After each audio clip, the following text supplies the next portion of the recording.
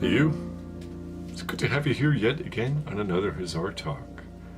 Hopefully this talk will bring you some value. I think it will, actually. I'm confident that it will. And it is on the subject of what to do if you do not respond to Minoxidil. Right. What to do if you are a non-responder. And it's something I've had to think about for a while now. Because, hey, I can't really relate, per se. Because I got amazing results. If you haven't seen my Minoxidil transformation, I suggest you do. And I do have some insights on it, though. Hopefully they will be valuable to you, at the very least.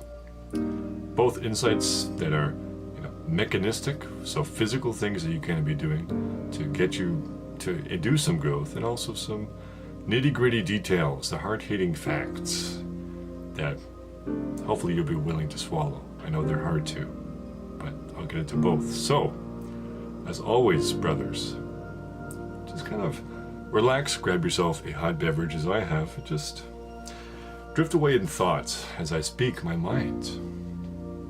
So, the mechanistic things you could be doing. First off, if you have a lack of consistency, then you will not succeed. Right? And what is consistency?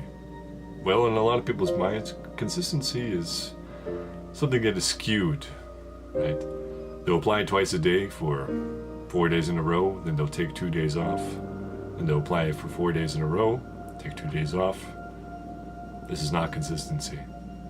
Simply put, this is not going to give you results for the vast majority of people. At the very least, aim to apply once a day. Right? If you can't get 2 applications every single day, I would recommend that you would at least apply once a day. Right? Taking 1 day off every couple weeks, probably not going to hurt you. But taking, 2 days off in a row,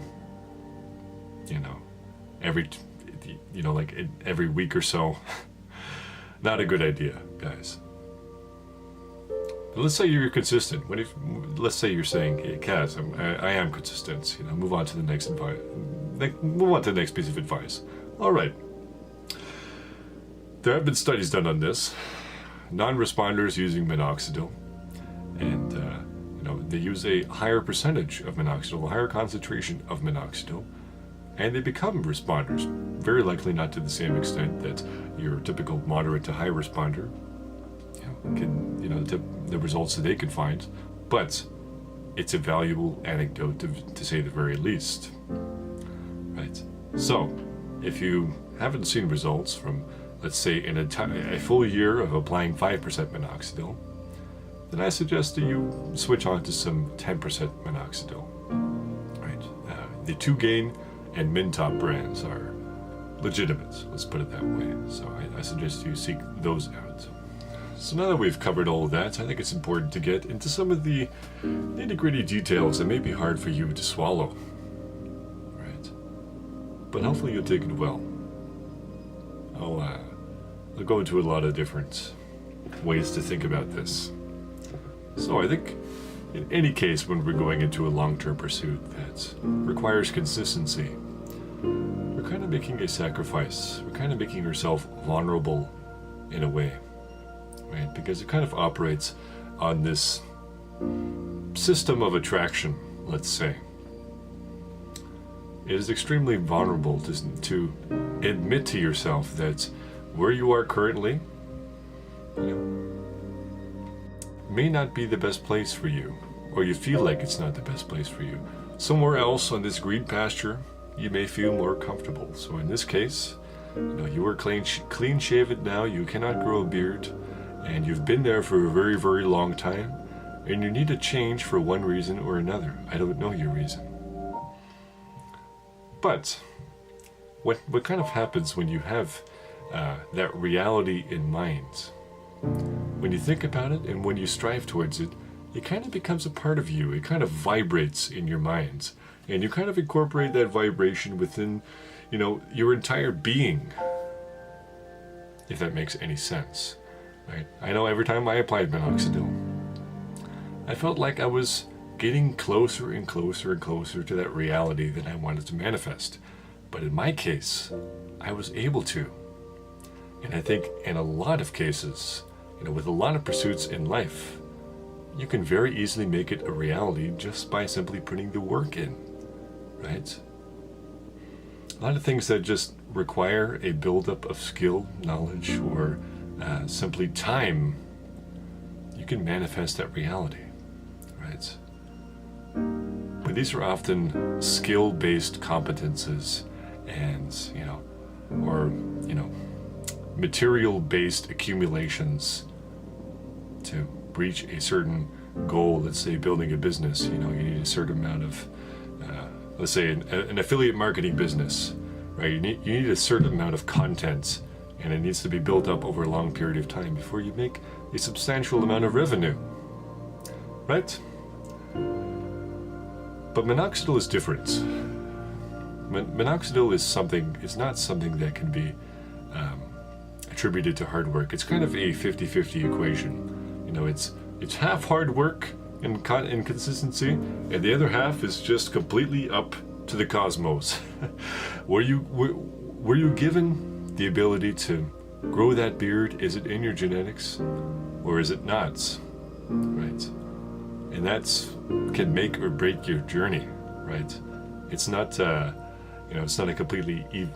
It's not an even equation, but one comes along with the other. If you're consistent and you have the genetics, then you will get results. But if you're consistent, you don't have the genetics, then it's not going to happen.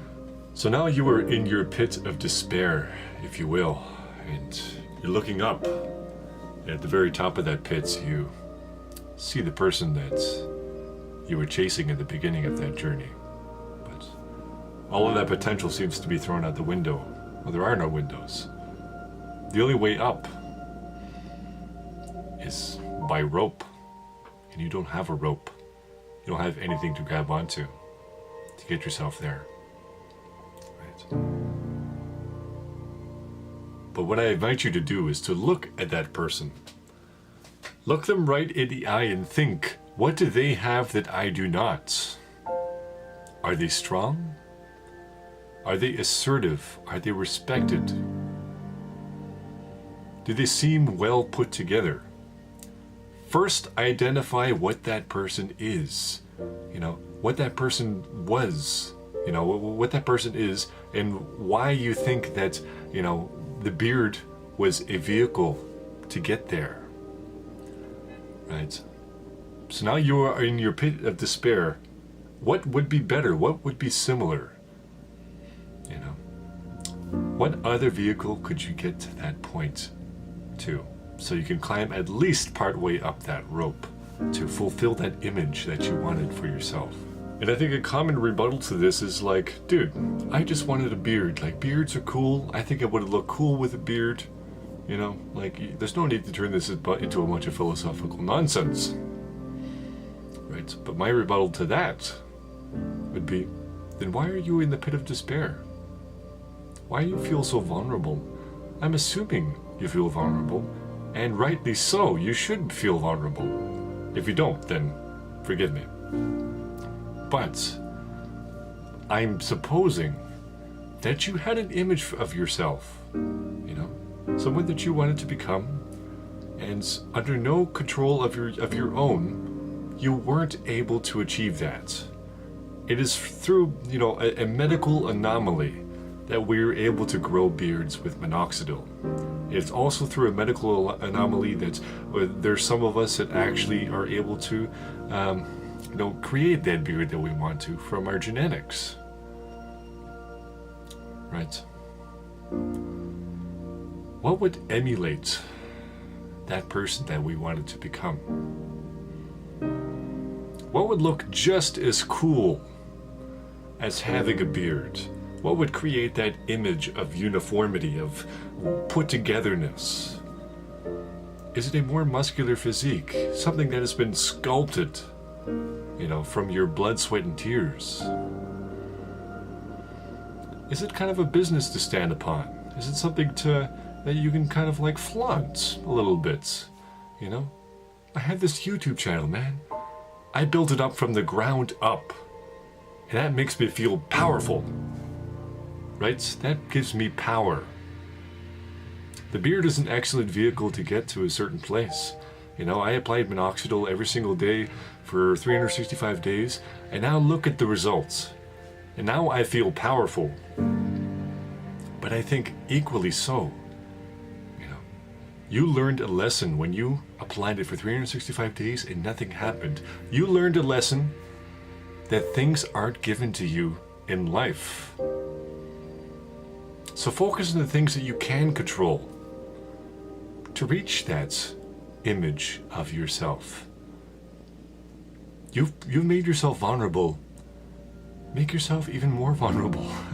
Guys, make yourself vulnerable in every single aspect of life, because that's how you'll progress, right? Look that man in the eye up there, you know, in that pit, and say, how am I going to get there? Right? And I think one of the best ways to get there is get yourself in perfect order. Right? Get your style on order. Right? You know, if you're not very happy with your haircut, get that. Dress and style yourself and sculpt yourself, you know, in the image of someone that you would like to be, right? Take a look at your idols.